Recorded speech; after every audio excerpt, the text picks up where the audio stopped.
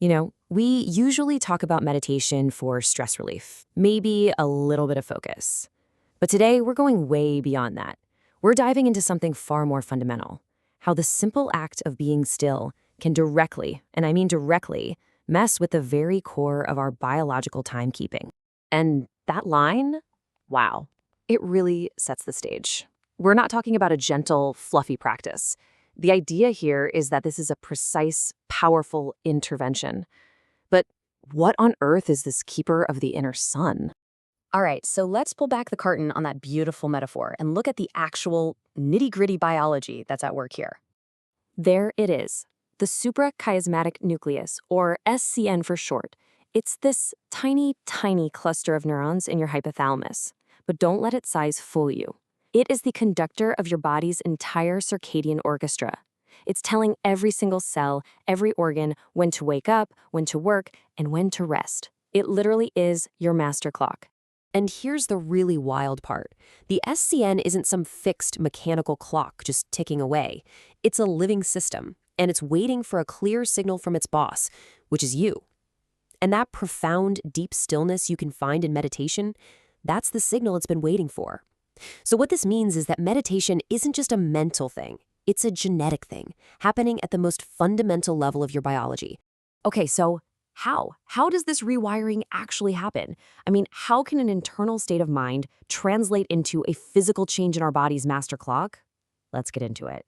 Well, think of your normal, everyday mind as a radio station with a whole lot of static. That mental chatter, the to-do lists, the worries, it's all just noise.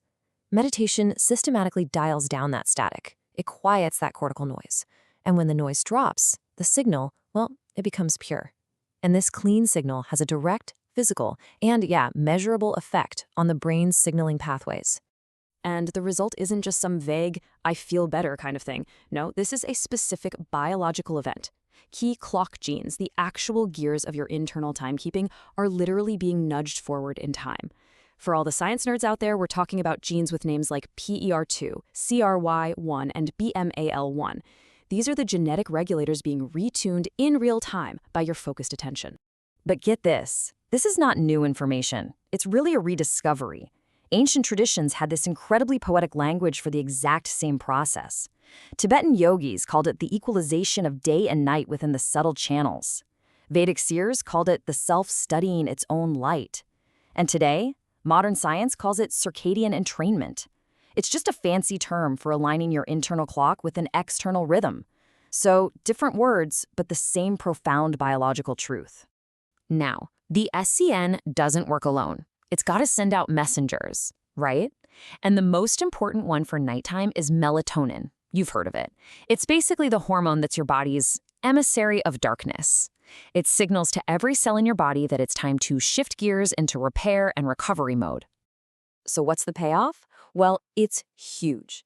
In people who practice meditation regularly, doing the right kind of practice after sunset can boost melatonin output by a staggering amount. We're talking up to a 68% increase. That is a massive physiological shift, and you're triggering it with nothing more than stillness. Think about that. And how does it work?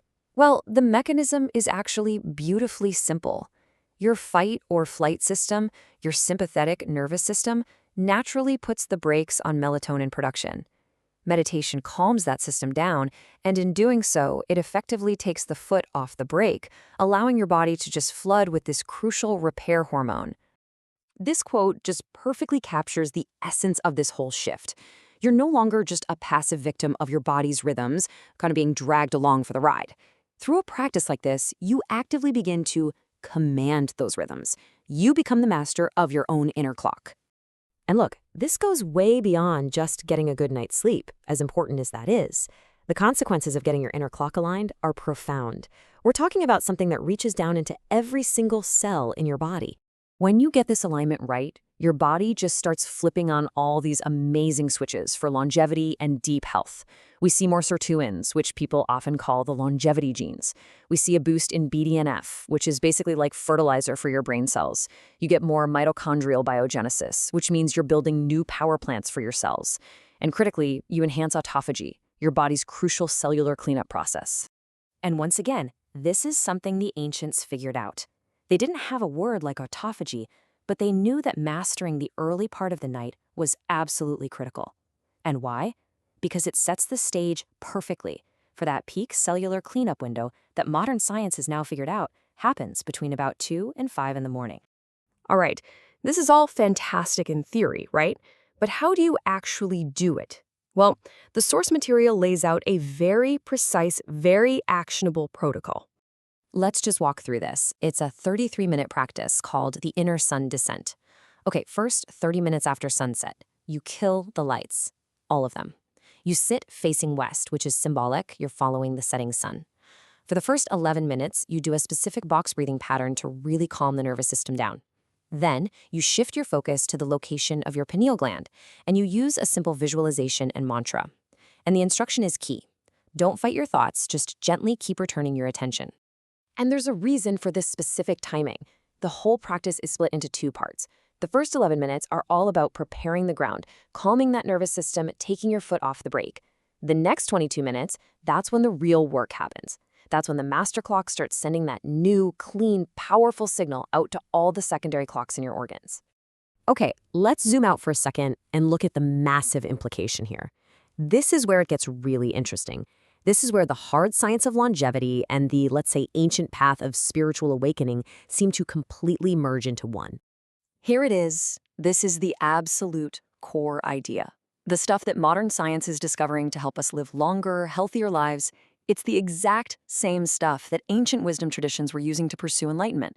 It's the same technology, just viewed through a completely different lens. So, you see, this is so much more than just a health hack or trying to get a better sleep score. This is about laying down the fundamental biological groundwork, the infrastructure upon which higher states of awareness can actually be built. You have to build a foundation first.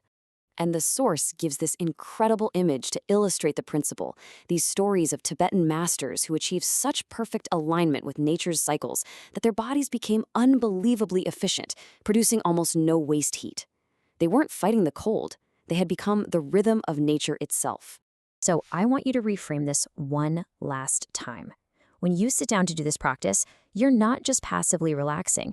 You are an active participant. You are a surgeon, and you are performing a very precise operation on your own biology, on your own perception of time itself. And that leaves us with one final thought, one final question. This capacity, this inner clock, this keeper of the sun, it's already in you. It's awake. It's not something you have to go out and find. It's just waiting for the right signal, waiting for its master to start tending the fire. The only question left is, will you?